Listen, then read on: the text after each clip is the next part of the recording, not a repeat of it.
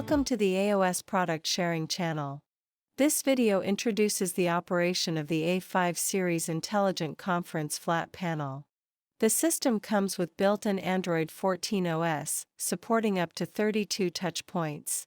The main screen's theme and background can be changed later. In the upper right corner of the screen, there are three icons.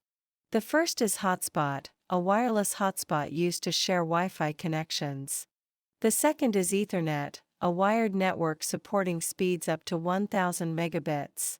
The third is Wi-Fi, a wireless network. The icon's status indicates whether the network is connected. Additionally, if a USB flash drive is plugged in, a USB icon will automatically appear.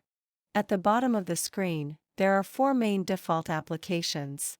The first is Note, an electronic whiteboard software used for writing and drawing, with many practical functions.